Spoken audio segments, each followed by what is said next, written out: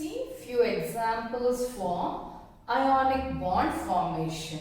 So we learned what is ionic bond, or how ionic bond is formed. That also we learned. So why ionic bond is formed? Ionic bond is formed because the metals and non-metals, they try to obtain or acquire stability. All the elements except for noble gases, the elements which comes under the 18th group, right? They are the noble gases, right? Except them, all the elements all the elements will try to become stable. So when they become stable, they get the they get the noble gas configuration. That's why each and every element try to get the stability. So now when we look at the electronic configuration of metals and non-metals, we see that in case of metals, they have excess electrons which they can give off. Once they give off that electron, they will become stable. In case of non-metal, they are in need of few electrons, right? If they get that electron, they become stable. That is, for example, when you talk about metals like sodium, calcium, okay, or potassium, or magnesium, or aluminium. When we look at their electronic configuration, that is, in case of sodium, it is 11. So 281. In case of calcium, 2882. And here, what we see is, okay. So this in case of potassium. In case of magnesium, it is 282. And here what we see, what is here? When we look at their configuration, we see that, we can notice that if they give off that valence electron, they become stable. See, in case of sodium, if they give up one electron, it gets the stable configuration, right? It becomes the 2 and 8, that is 10. If it gets that 2 and 8 is the electronic configuration of neon. Neon is 10, right? So it will get similar. It will get the similar electronic configuration of neon. So here also calcium, if it gives off that 2, then it becomes stable. Same like in case of argon. Argon is 80, so 288. So here when we look at all these metals, what we see here is, if it gives off that the electrons which are present in the outermost shell, if they give off that valence electron, they become stable. So they are ready to donate their electron. And similarly, in case of non-metal, so this is metal. In case of non-metal, what we see is that, say for example, nitrogen. So nitrogen is 7, right? 2 and 5. Oxygen is 8, 2 and 6. And in case of chlorine, chlorine is 2, 8, 7. Fluorine, 2 and 7. Okay. See here, if it gets electron, like in case of nitrogen, if it gets 3 more electron, it will become stable. Here, if it gets oxygen, if it gets 2 more electrons, it becomes stable. And 7, in case of chlorine, if it gets 1 electron, it becomes stable. And here also, fluorine also, 1 electron, it is short. Okay, here they cannot give off. We know very well. See, if at all you see nitrogen, in the previous shell it has 2. And if it gives off this 5, it will become duplet configuration. But we have to remember that the number of electrons what they can give is not more than 3. So, more than 3, it is very difficult to donate or transfer. So, that's why here sodium can give electron easily. Calcium also can give easily. easily. Aluminium also can give 3 electrons easily, but not more than 3. More than 3 electrons, it is not possible for that element to give off. So what should they do? So here, in case of nitrogen, it has 5, oxygen is 6, chlorine is 7, and fluorine is 7. So they can't give off that valence electron. So how to get the stability? So they have to ask, someone should give them, okay? If they give, if someone is ready to give them the electron, so what will happen? They will become stable. So here what happened? Metals are waiting to give off the electron and non-metals are waiting to receive the electron. Metals can give only if someone is there to receive it. So here non-metals are waiting to receive the electron. So metals will give the electron or transfer the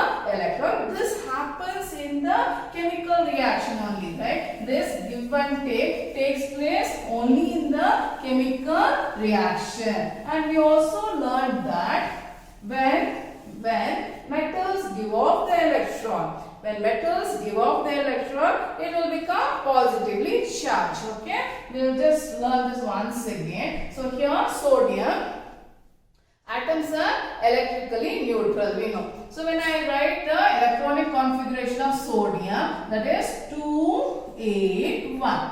So this is the electronic configuration of the atom of sodium. Now, when sodium gives off this electron, when it gives off this electron, what will happen? There is less of electrons. So, it is giving off the electron. So, what will happen when it gives off this electron? Okay, one electron is given off, then the number of proton will be in sodium atom now, number of proton will be 11, but number of electron will become 10. So, and we know very well, protons are positively charged and electrons are negatively charged. That also we know. Right. Now, when one electron, so here one electron has gone, so the negative charge has decreased and the positive charge is more than the negative charge, because of which it will get the charge. That is when we call it ions, right? I hope you understood what are ions. Ions are the charged particle. Either it is positively charged or negatively charged particle. How do they get the charge? So here sodium has got, as it is giving off electron, the number of positive charge or the protons are more. That's why we write Na plus. Okay. Now what is in sodium ion? How many electrons are there? It is 2, 8. Okay. So this is sodium ion. As it is positive charge, we call it cation. As it is positively charged, we call it cation. Let us talk about chlorine. Chlorine 2, 8, 7. So it needs one electron. If it gains an electron, what will happen? The chlorine will become chloride ion. Chloride ion, and it will have a configuration of 2, 8, 8. Why it is 2, 8, 8? Because one electron has been added. So here in case of chlorine, the number of protons are less, that is positively charged particles in chlorine is less, and in the number of electron charge, the number of electron will become more when they get the electron. When they receive an electron, there is variation. So here in case of chloride and ion, the number of protons will be 17, but number of electrons will be 18. So as negative charge is more, so we represent this by Cl minus. Okay, and what is this called? It is called anion. So I hope you understood, right? So so now you understood. Now what they are trying to do is they are trying to become stable. So this happens in a chemical reaction. Okay, in chemical reaction, as it gives off, as a metal gives off an electron, and the as the non-metal will receive an electron, what will happen? They get this charges, right? So this so metal will become positive charge and non-metal will become negatively charged, and opposite charges will attract, right? And this force of attraction, that is the electrostatic force of attraction between these oppositely charged particles will make them, will form a ionic bond, which we call it electrovalent bond, and these are called cation, anion, electropositive element, electronegative element. Okay, I hope you understood. Now same thing we are going to represent, that is example for ionic bond formation. So let us take few examples. So we know this example is very easy for you to understand. So let us take sodium only. Sodium, formation of sodium chloride. How sodium chloride is formed? Sodium. So you know the electronic configuration of sodium. So 281. This is sodium, and now sodium will give off one electron. It will give off one electron. As it gives off one electron, now this is sodium ion, because I have written the charge, right? So this is sodium ion. Sodium ion is 2,8. Okay. Now chlorine. Chlorine is 287. Now this chloride will get an electron. It will receive an electron. Now what will happen? It will become chloride ion. It becomes chloride ion. That is 288. Right? So this is what is happening. This let us represent in the bond formation. That is dot formula. So we will show this in dot formula. So what is Na? So just to make you understand, you have learned all this thing. Okay. So just to recall. So now we know this. You would have done it in 9th standard. Right? So first shell, that is, it is 281, right? So first shell it is 2, next shell it is 8, outermost is 1, that is sodium. And coming to chlorine, right? Chlorine is 17, so 287. So this is S shell can have 2, then K shall have 2, and L shell can have 8. And coming to the M shell, here what we see is it has only 7. Okay. Now what will happen? The sodium will give 1 electron to chlorine. Okay, when it gives 1 electron to chlorine, it will become stable, and even sodium will become stable. So here it is 281, here it is 287. That is chlorine and sodium. Once when it is given now, it will lose 1 electron, so it will be 28, and here chloride ion will be 281. That's why it is sodium chloride. So same thing we are representing in a simpler way. Okay, only the outermost shell we are going to represent. Only the outermost shell. So you can use different colors if you want. So sodium, outermost shell only I am showing. So only 1 electron is there for sodium. And chlorine. Chlorine, okay. Let me use, you can use different color or can use different structure. So I am using different structure as well as different color. So outermost shell, 7 are there, right? Now this electron from sodium, it is given off to chlorine. So what will happen now? What will happen? So sodium becomes cation as it has given of one electron. So that's why Na plus. And next we have to represent like this. Okay, that is Cl and 7 electrons of chlorine and 1 electron of sodium, and it becomes stable, right? Okay, so minus you have to mention. So sodium is 2,8 and chlorine will become, chloride ion will become 2,8,8, and that is how sodium chloride is formed. I hope you understood this. We'll do one more example for this. Okay? Okay, let us take magnesium oxide. Magnesium oxide. Okay.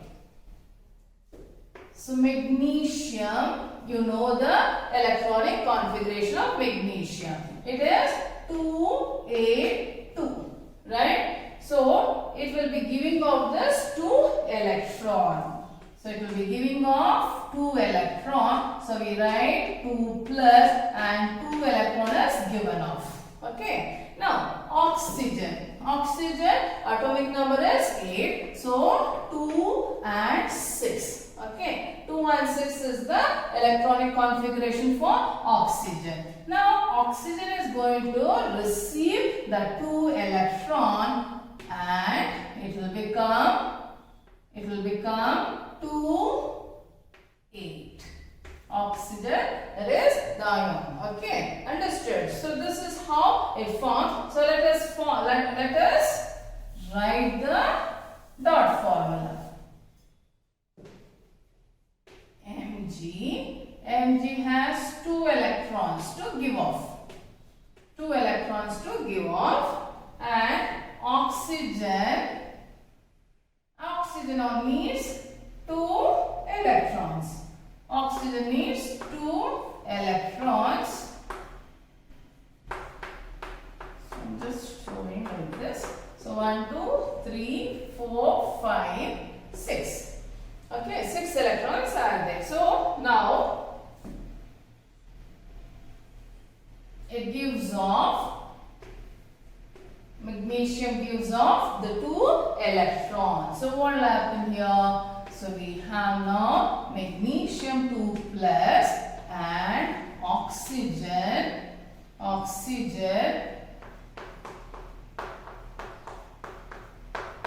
has received these 2 electrons. Okay. So magnesium is now 2,8 ion and oxygen ion is 2 and 8. Right? So you can see 4, 2, 4, 6, 8. Okay. So this is how we write the what is this dot formula for ionic bond. Let me show you one more. Okay. Let us take sodium oxide. Sodium oxide. Can you tell me the formula for sodium oxide? What is the formula? Okay, I'll give you. Sodium is Na. So when you say oxide, it is oxygen. What is the valency of sodium? 1. Valency of oxygen is 2. So what is the formula for sodium oxide? It is Na2O. Right? So whenever you are doing the dot formula, you should know the formula of the compounds. Okay. Now you know what is sodium oxide. So let us take sodium oxide. So sodium, you know, it is 281. So it will give off 1 electron, right? And oxygen, it is 2,8. So it needs 1 electron. So it will take 1 electron and it will become, it needs 2 electron, right? So here it needs 2 electron. That's why sodium oxide, we know sodium oxide. How many sodiums are combining with oxygen? What's the formula for sodium oxide? Na2. 2 atoms of sodium. 2 atoms of sodium is combining with 1 atom of oxygen. So we have to represent the sodium, that is 2 sodium atom you have to represent the electrons. Now, oxygen.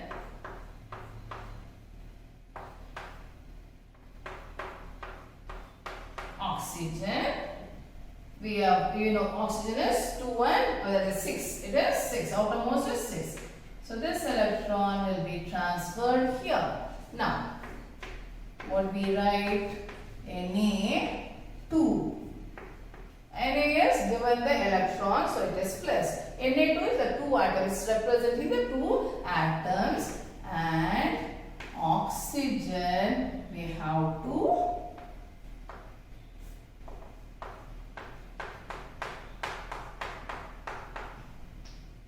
either you put dot or you can put X or use different color. So this is Na2O. Okay, understood? So now for you, for homework, find out, write the dot formula for calcium fluoride, magnesium chloride,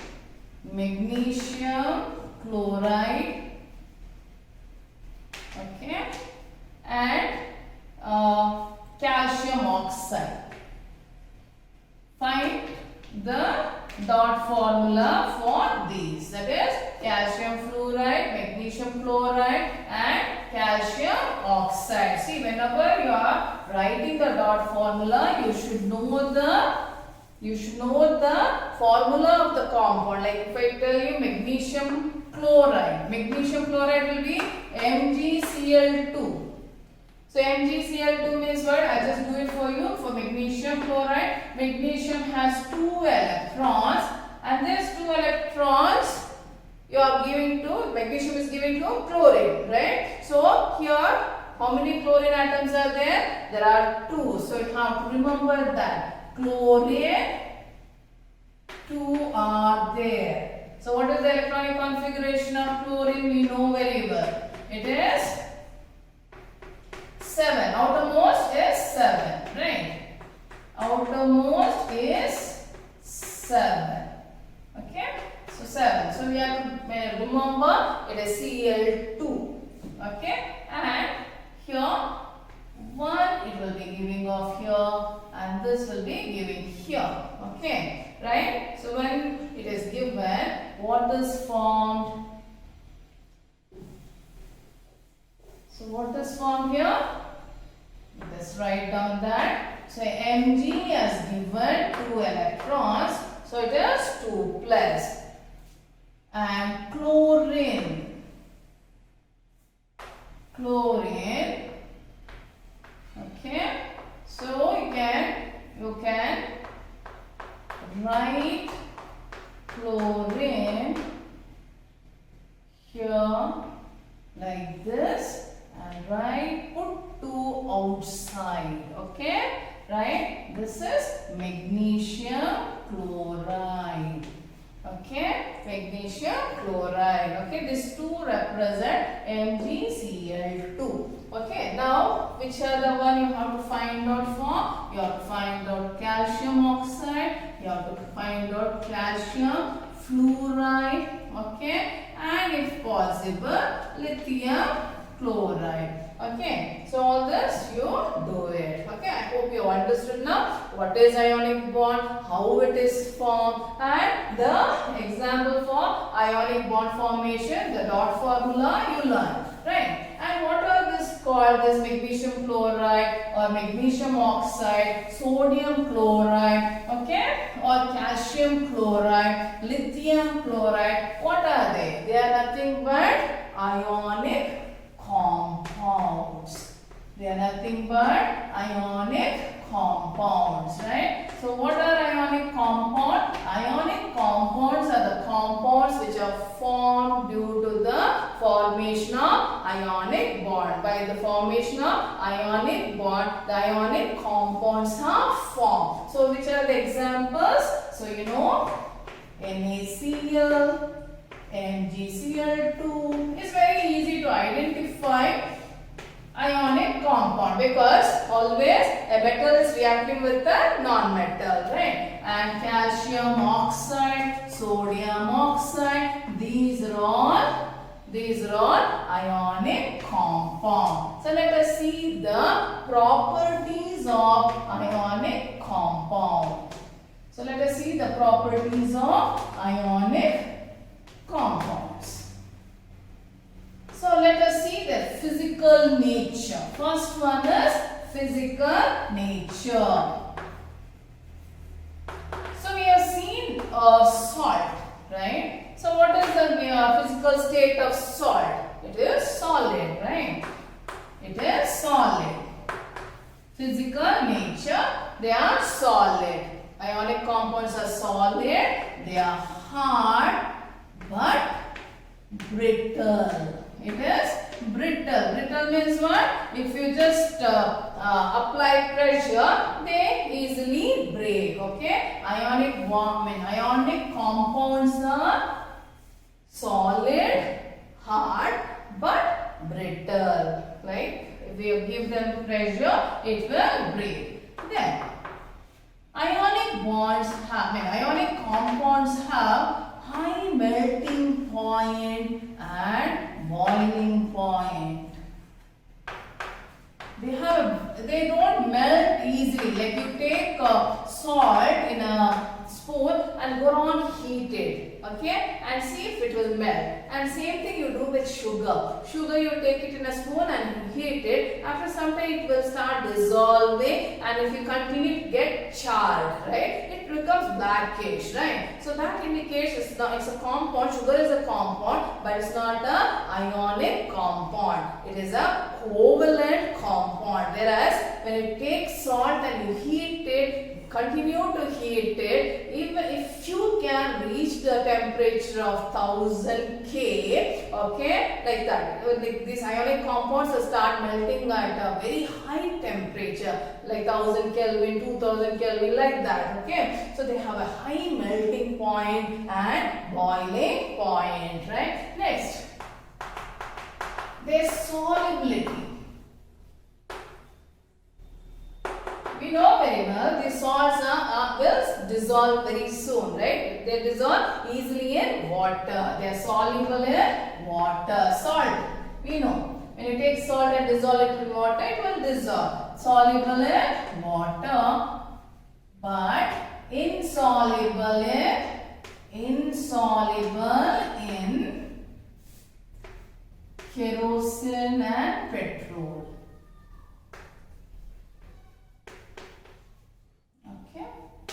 Then, coming to the conductivity. Conductivity means conductivity of electricity. So here we are talking about whether they conduct electricity. So ionic compounds will conduct electricity because there is flow of ions. Okay, they conduct electricity. That is, see, there is one experiment given. Even you can also do it at home. You would have done it. Like, you know, you take distilled water. So you take distilled water in a glass. This is what you can do it at home. I'm saying distilled water. You take it in water. Take in a glass, a tumbler. Then add 1 teaspoon of salt to it. So it forms the salt solution. So it forms the salt solution. Even if you don't get the distilled water also, no problem, but you can just try it out. Okay. So take salt solution. Then take 2 pencils. Okay. And you sharpen it at both the ends. At both the ends, you sharpen it. Okay. And dip it in this salt solution, and here you just keep a battery. You just keep a battery connected to the pencil lead, and you can see that bubbles forming around the pencil which is in the water. Okay. Why do you think the bubbles are formed? The bubbles are formed because from sodium chloride, we have taken salt, that is sodium chloride, it has decomposed into sodium and chloride ion. That is, the ions are formed, so it will conduct the electricity. Okay, and this pencil I told you, the pencil lead is nothing but graphite. Graphite is a very good conductor of electricity. So this is proves that the ionic compounds conduct electricity. There is one more experiment is mentioned in your textbook. That is same thing. You take water in a beaker, that is distilled water, and in that dissolves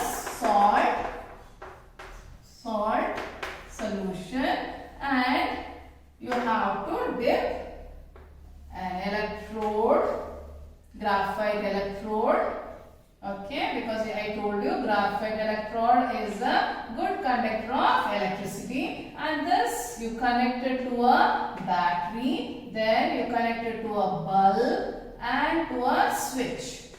And you can see that when the electricity flows through, then the bulb will be glowing, proving that ionic compound will conduct electricity. Okay, I hope now you understood what happens when metal and non-metal reacts, what is ionic bond, okay, and the dot formula, and then the ionic bond formation example we learned, and also properties of ionic compound. Next we have to learn occurrence and extraction of metals. Okay.